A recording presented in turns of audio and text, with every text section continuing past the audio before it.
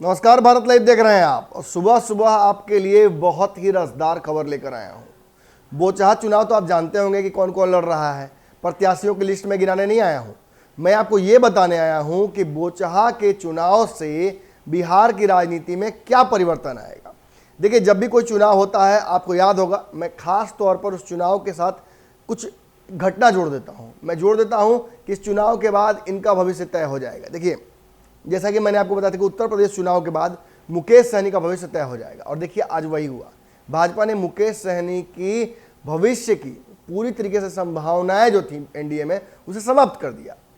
भाजपा ने खुद मुकेश सहनी को एनडीए से बाहर नहीं निकाला, लेकिन एमएलसी के चुनाव में एक भी सीट नहीं देना, फिर बोचहा से अपना प्रत्याशी उतार देना, फिर मुकेश सहनी को मंत्रिमंडल से बाहर कर देना, उनके विधायकों को अपने पाले में कर लेना। यानी भाजपा ने एक मुश्त ही उत्तर प्रदेश चुनाव जीतकर सफलता प्राप्त करने के बाद एक निर्णय लिया कि अब हम किसी भी क्षेत्रीय दलों का नॉनसेंस बर्दाश्त नहीं करेंगे, जिसमें सबसे पहला नंबर आया सबसे आगे खड़े इस विद्रोह में मुकेश सहनी का।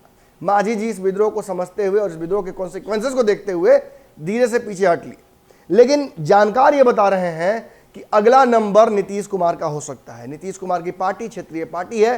नीतीश कुमार की पार्टी भाजपा और बिहार के कमान के बीच हर बार आ जाती है। 2015 में नीतीश कुमार ने भाजपा को हैसियत दिखाई थी, 2015 के पहले 14 में भी भाजपा को उन्होंने हैसियत दिखाई थी, और 17 में जब वो भाजपा के साथ वापस आए तो कई मुद्दों पर भाजपा के साथ रहते हुए भाजपा का विरोध वो कर रहे हैं। आज भी नीतीश कुमार जातिगत जनगणना को लेकर एक बहुत बड़ी मांग रखे हुए हैं, जिसके चलते भाजपा परेशान है। बिहार में शराबबंदी को लेकर भी भाजपा बहुत खुश नहीं है, और भी कहा जा रहा है कि बिहार में अपना मुख्यमंत्री देने को लेकर भाजपा काफी ललायित है। लेकिन नीतीश कुमार जब तक बिहार में, तब तक ऐसी संभावनाएं नहीं हो सकती हैं।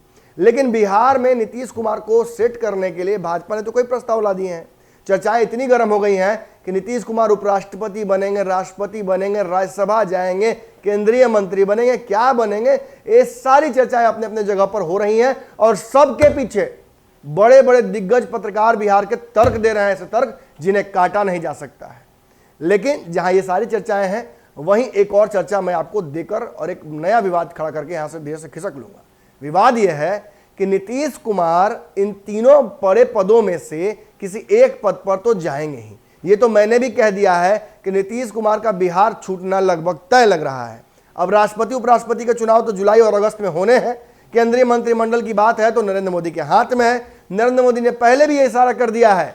कल वाला पंचनामा मेरे जाकर देखिए, अगर नहीं देखें तो देख लीजिए। उस पंचनामा में बहुत कुछ है जिससे आपको स्पष्ट हो जाएगा कि नरेंद्र मोदी नीतीश कुमार को लेकर क्या सोच रहे हैं। नीतीश कुमार से भाजपा कभी भी सीधी लड़ाई लड़ना नहीं चाहेगी। अगर लड़ना होता तो 2020 के चुनाव में चिराग पासवान के कंधा पर बंदूक रख के नहीं गोली चलाती। और ये भी जान लीजिए, आज भी नीतीश कुमार के जो हथियार बनने की कोशिश करते हैं, चाहे वो मांझी हो, चाहे उपेंद्र कुशवाहा हो, चाहे नीतीश कुमार हो, चाहे मुकेश सहनी हो, इन सभी का हाल भाजपा वैसा ही कर देती है जैसा कि आज मुकेश सहनी का कहीं ना कहीं हो गया है। तो आप जानना चाहते होंगे कि आखिर नीतीश कुमार के साथ के भाग्य का फैसला कब होगा, कैसे होगा। तो देखिए, बोचहा का जो चुनाव है ये भाजपा के लिए एकदम लिटमस पेपर टेस्ट है। कैसे? मुकेश सहनी को जानबूझकर भाजपा ने खुद सेलेक्ट किया है कि मुकेश सहनी, जो कि मछुआरों का वोट बैंक अच्छा खासा है, उसे तोड़कर दिखाएं। अब मुकेश सहनी जब मछुआरों का वोट बैंक तोड़ेंगे, पिछड़ा का वोट बैंक तोड़ेंगे, तो उसका खामियाजा कभी भी सीधे तौर पर भाजपा को भुगतना नहीं पड़ेगा। ये तो मैंने पिछले पंचनामा में आपको बताया था। इसका खामियाजा कांग्रेस, लेफ्ट की पार्टियां और उन दलों को होगा जो सीधे तौर पर विपक्ष में है, यानी राजद को। राजद जो प्रत्याशी उतार रही है वो वीआईपी का पुराना प्रत्याशी है, वो प्रस्तावित प्रत्याशी था। उस प्रत्याशी का वोट बैंक जो है वो मुकेश सहनी काटेंगे। यानी ये दोनों पार्टियां जब आपस में लड़ेंगी तो बेबी कुमारी को सीधे तौर पर क्लीन स्वीप दिख रहा है। लेकिन ये इतना आसान भी नहीं होगा, भाजपा भी जानती है। तभी भाजपा ने यहां से 50-60 बड़े दिग्गज नेताओं को जमीनी स्तर पर उतार दिया है कि चुनाव किसी तरीके से जीता जाए और नाक की लड़ाई में नाक ऊंची रखी जाए।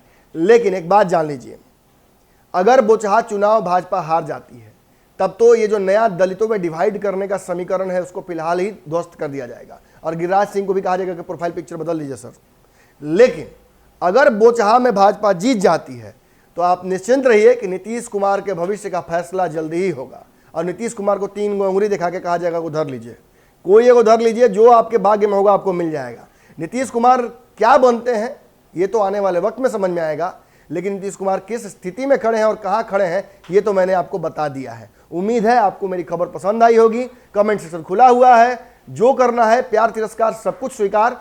आगे की खबरें लगातार दिन भर चलती रहेंगी, मुलाकात होती रहेगी। धन्यवाद।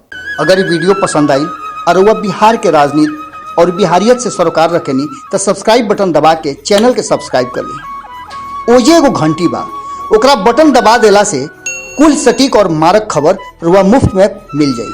अगर रुआ पत्रकारिता के हमनी के नया प्रयोग में सहयोग कर चाहतानी तो ज्वाइन बटन दबा दी। पेटीएम नंबर नोट कर ली 9386816700। धन्यवाद।